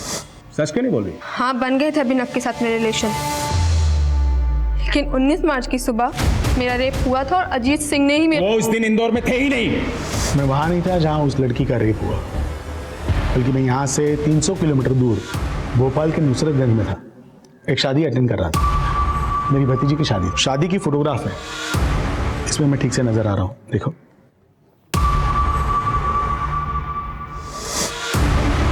अपने एलिगेशन वापस लो,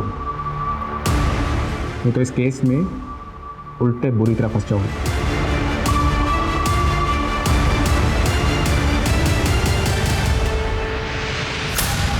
कहाँ गायब था कल से? वो अपन तेरी ये आवारागर्दी बंद कर दे। अगर तेरे खिलाफ कुछ भी साबित हुआ ना, तो सबसे पहले मैं तुझे अंदर करवाऊंगा।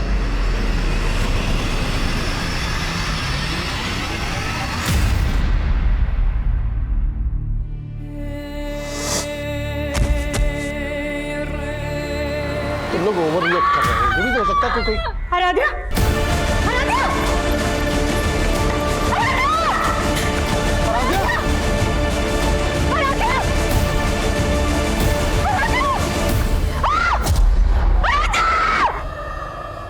आराध्या की मौत हो गई थी और जल्द ही मीडिया इस मामले को आत्महत्या का रंग भी देने लगी।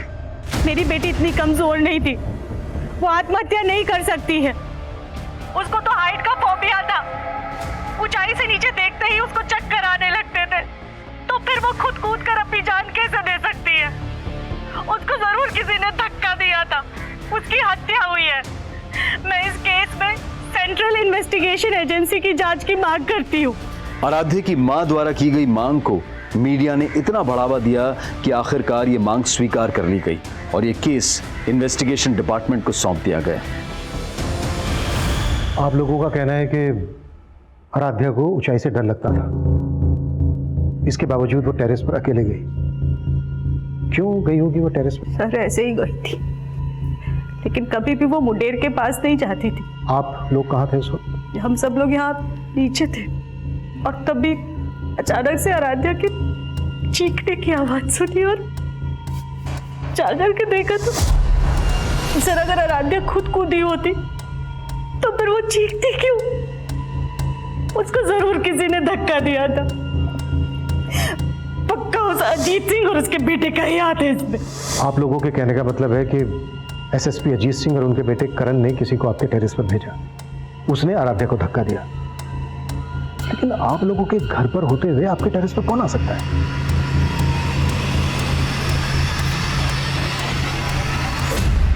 सर, लड़की की लाश वहां मिली थी।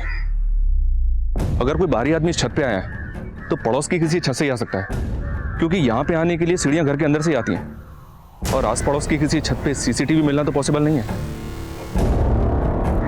सुमित,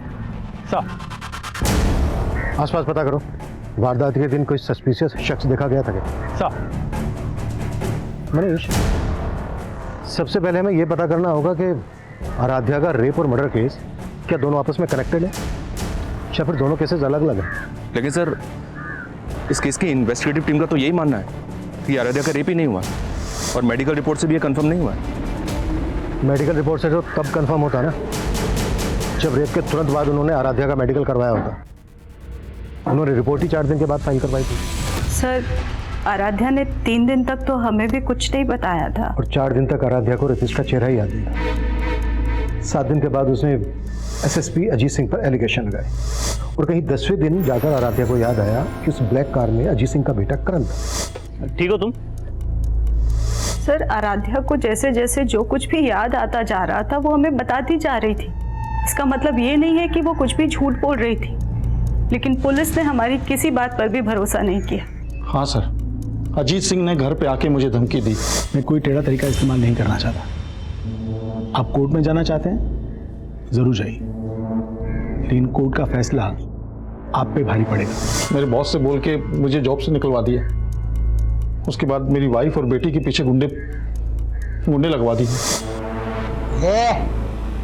2 दिन में अगर कंप्लेन वापस नहीं ली ना तो अंजाम बुरा होगा, समझे? कौन आदमी थे वो? पता नहीं, बिना नंबर प्लेट की बाइक पर आए थे और दोनों ने हेलमेट भी लगा रखा था। हमने पुलिस को इस बात की जानकारी दी, लेकिन हमारी कोई सुनवाई नहीं हुई। सर आराध्या की फैमिली भले ही लगातार अजीत सिंह और उसके बेटे पर एलिगेशन लगा रही है, लेकिन अजीत की अलाबाई उसके खिलाफ नहीं जाती। ये देखिए सर, 19 मार्च को अजीत सिंह भोपाल में शादी में शामिल हुआ था, और ये बात सही है सर, मैंने कंफर्म किया है। और सर ये एविडेंस अजीत जी के बयान को सपोर्ट करता है। मनीष, कहीं ऐसा तो नहीं है कि तुम अभी भी इस बात से इन्फ्लुएंस हो कि अजीत सिंह एक काबिल ऑफिसर थे? नहीं सर, बिल्कुल भी नहीं। मैं सोच रहा हूँ कि अगर सच में अजीत सिंह इस केस में इन्वॉल्व है, तो अजीत सिंह जैसा काबिल ऑफिसर अगर इस तरह का कोई क्राइम करेगा तो वो इतनी सफाई से करेगा कि किसी का हाथ उसके कॉलर तक ना पहुंच पाए। हो सकता है ये जो अलीबाई के प्रूफ है ये अजीत सिंह के दांव पेच हो। लेकिन सर अगर ये कोई दाव पेच है तो अजीत सिंह 19 मार्च के इस फोटो में क्यों दिख रहे हैं? वो वेडिंग पार्टी चली होगी 18 मार्च की रात से 19 मार्च की सुबह तक, और 19 मार्च की रात को ही 12 साढ़े 12 बजे से लेकर सुबह 6 बजे तक आराध्या गायब थी। मनीष, ये भी तो हो सकता है उसी रात लेट नाइट अजीत सिंह भोपाल से इंदौर आ गया। लेकिन 19 तारीख की रात तक अजीत जी का फोन भोपाल में एक्टिव था, तो क्या ये भी कोई दावपेच का हिस्सा हो सकता है सर? ये दावपेच किसका है ये पता लगाने के लिए हमें सबसे पहले उस घर का पता लगाना होगा जिसके लिए आराध्या ने कहा था कि उसमें उसका रेप हुआ। आराध्या ने स्टेटमेंट दी थी कि उस घर का गेट नीले रंग का था, लेकिन पुलिस ने उस घर को ढूंढने की कोशिश ही नहीं की। लेकिन हमें ढूंढना है। Sure sir. उस ब्लैक कार की क्या अपडेट है? As per the Aaradhya's statement Ajit Singh के बेटे करण ने ब्लैक कार में ही उसको लिफ्ट दी। ठीक हो तुम? लेकिन आराध्या ने जहां से लिफ्ट ली थी उस जगह पे कोई सीसीटीवी नहीं है, और रिकॉर्ड से भी ऐसा कुछ पता नहीं चला है कि करण के पास कोई ब्लैक कलर की कार हो। ठीक है, शुरुआत अजीत सिंह के बेटे करण से ही करते हैं। बुलाओ करण को पूछताछ के लिए। सर मैं उस रात पार्टी वेन्यू के बाहर आराध्या से मिला ही नहीं सर, और ना ही मेरे पास कोई ब्लैक कलर की कार है। सर मैं खुद शॉक्ड हूं, पहले तो उसने मेरे पापा पे एलिगेशन लगाए और अब मुझे घसीट रही थी। अब तुम ये कहोगे कि उसने तुम्हारे पापा पर एलिगेशन इसलिए लगाए थे क्योंकि तुम्हारे पापा ने टेबल टेनिस कंपटीशन के लिए उसकी सिफारिश नहीं की थी। ऐसा पापा को लगता है, हो सकता है वजह कुछ और हो। क्या वजह हो? ऐसा कहना नहीं चाहिए लड़की के बारे में, पर वो मुझसे अट्रैक्टेड थी सर, वो फिजिकल होना चाहती थी मेरे साथ।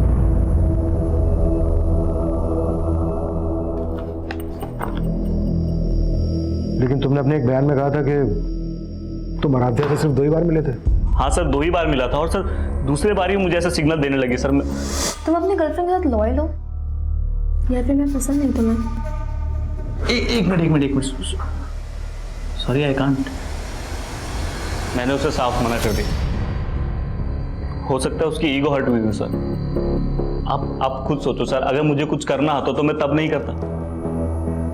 ऊपर से उसने ऐसे कहा कि मैं उसे अपने पापा के पास ले गया।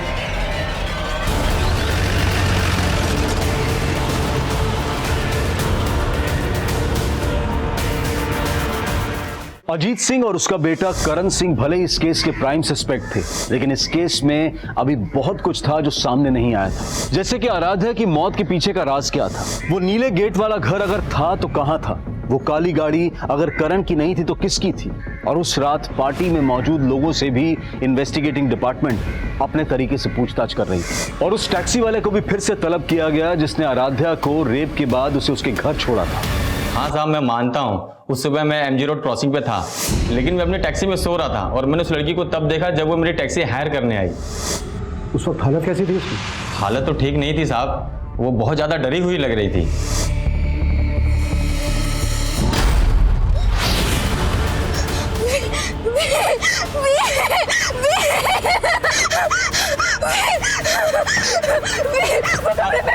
अरे क्या हुआ मैडम?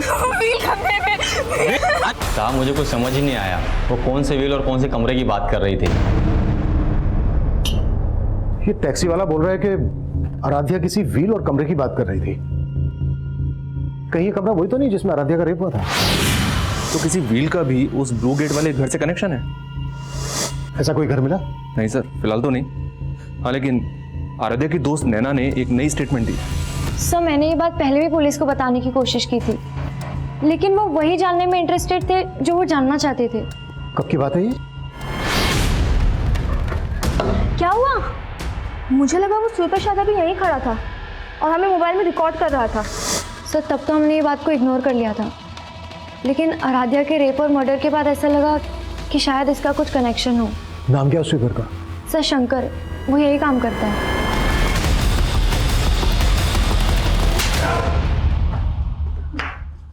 मैंने क्या किया सर?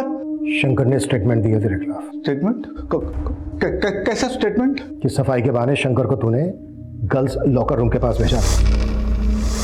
पैसे दिए थे तूने शंकर को आराध्या का वीडियो निकालने के लिए।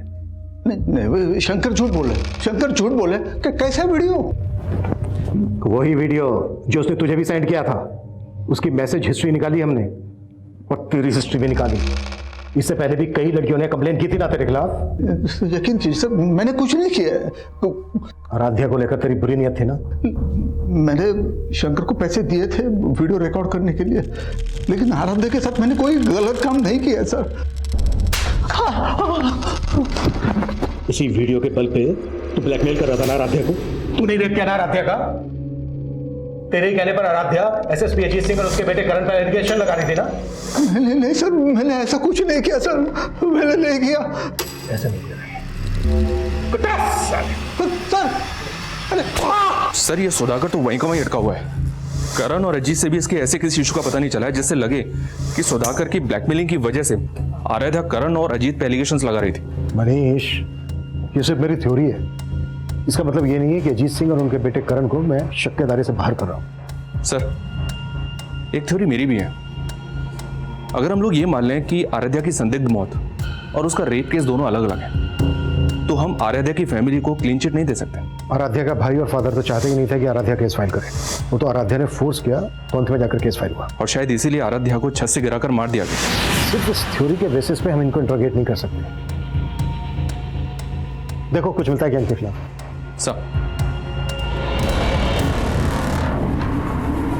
अब आराध्य के पिता और भाई शक के दायरे में थे और तभी एक नई जानकारी सामने आई।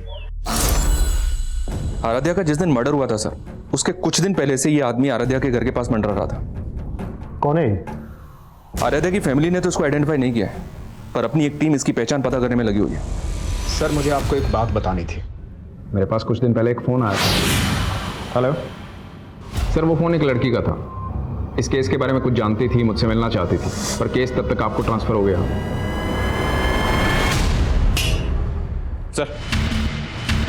सर पीआई राजेश मौर्य ने जिस लड़के का नंबर दिया था, वो नंबर किसी मंजू नाम की लड़की का था। लेकिन कुछ दिन पहले मंजू की एक रोड एक्सीडेंट में मौत हो गई। जी हाँ सर। और चौंकाने वाली बात यह है कि राजेश का ऐसा मानना था कि वो लड़की उन लोगों को जानती थी जिनके प्रेशर में आराध्या ने अजीत पर रेप केस लगाए थे। अगर इंस्पेक्टर राजेश को ये बात पहले से पता थी तो उसने ये बात हमें बताने में इतना टाइम क्यों लगा दिया? Manju hit and run case Narendra Nagar थाने में आया था और जिस टेम्पो से मंजू का एक्सीडेंट हुआ था उस टेम्पो का भी अभी तक पता नहीं लगा पाए ये लोग। और सर वो लोग ऐसा मान रहे हैं कि मंजू जानबूझ के टेम्पो के आगे आई, क्योंकि मंजू के फादर ने स्टेटमेंट दिया था कि मंजू ने पहले भी सुसाइड करने की कोशिश की थी। मंजू के फादर से मिलना पड़ेगा।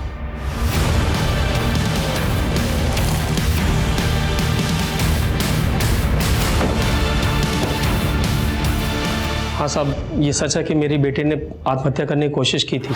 लेकिन आपकी बेटी मंजू ने पहले आत्महत्या करने की कोशिश की ही क्यों थी? वो आदमी पापा,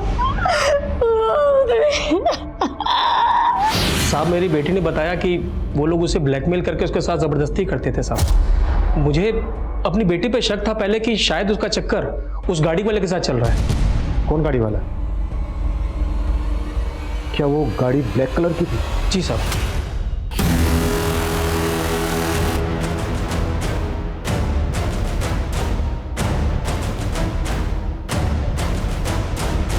फिर साहब मैंने उस कार का पीछा किया जिस कार में मेरी बेटी थी, और वो कार एक कोठी में घुस गई।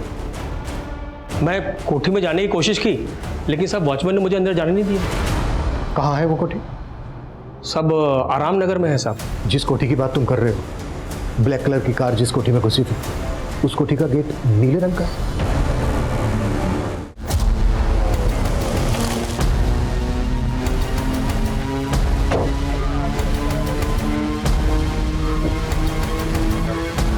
कलर चेंज कर दिया। कौन हो भाई? अरे गाड़ी में डालो इसको। अरे साहब मैंने क्या किया साहब?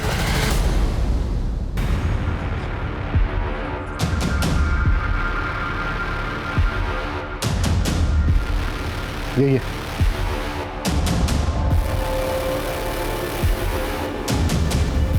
साहब मुझे कुछ समझ ही नहीं आया, वो कौन से व्हील और कौन से कमरे की बात कर रही थी।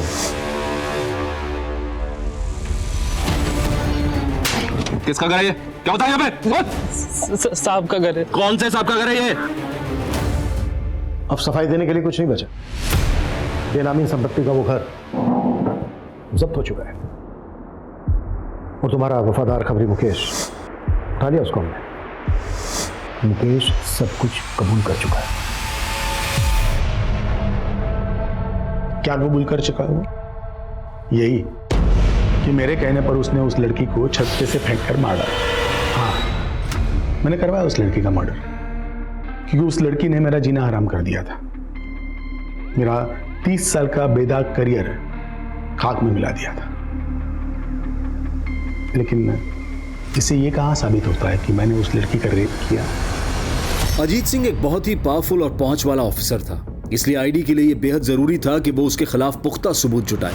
आईडी की टीम ने क्राइम सीन की फोरेंसिक जांच करवाई और वहां उन्हें आराध्या, अजीत और कुसुम तीनों के ही डीएनए के ट्रेसेस मिले और उस प्रॉपर्टी की डिटेल से यह भी पता चल गया कि वो बंगलो अजीत सिंह की ही एक बेनामी संपत्ति थी। तुम मुंह खोलेगा या फिर मैं मेरे तरीके से मुंह खुलवाऊं तेरे से? गर्मी मत दिखाओ जिंदल, गर्मी अच्छे अच्छे को खा जाती है, मुझे भी खा गई। औदा मिलते ही अंदर की सारी बुरी आदतें उबाल मारने लगती हैं।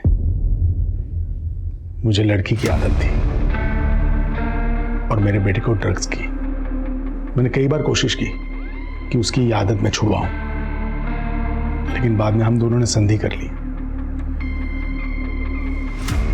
मैं उसकी आदतें पूरी करता था और वो मेरी जरूरत है। सर मंजू, मैंने उससे दोस्ती करी, उसे लगा मैं उससे प्यार करता हूँ, लेकिन मैं उसे अपने पापा के पास ले गया था। मंजू कमजोर थी, उसे मजबूर करना बहुत मुश्किल नहीं था, लेकिन आराध्या नखरीली क्रीम थी। करण को उसके लिए बहुत पापड़ बेलने पड़े। सर वो पार्टी में आराध्या के बियर में मैंने ही नशे की गोली मिलाई थी सर। पार्टी के बाद जब आराध्या घर को निकली तो मैं उसके पीछे गया।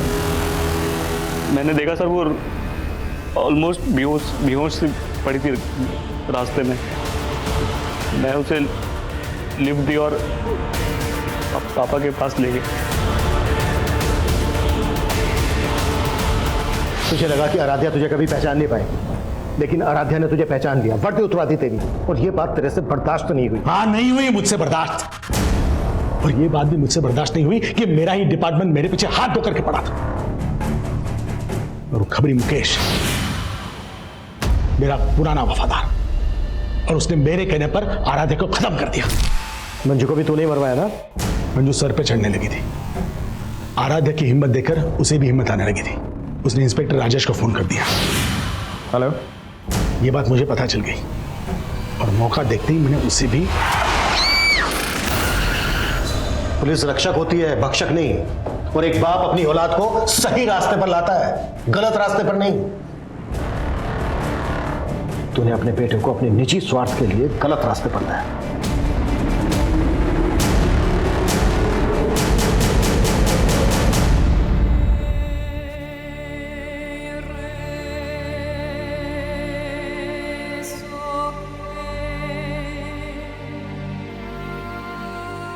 आराध्या भले ही आज हमारे बीच नहीं है, पर आखिरकार उसे इंसाफ मिल गया। कहते हैं कि पावर अक्सर इंसान को करप्ट बना देती है, और जब अजीत सिंह जैसे पावरफुल पुलिस अधिकारी इस तरह के अपराधों में लिप्त पाए जाते हैं तो समाज में अराजकता का माहौल पैदा हो जाता है।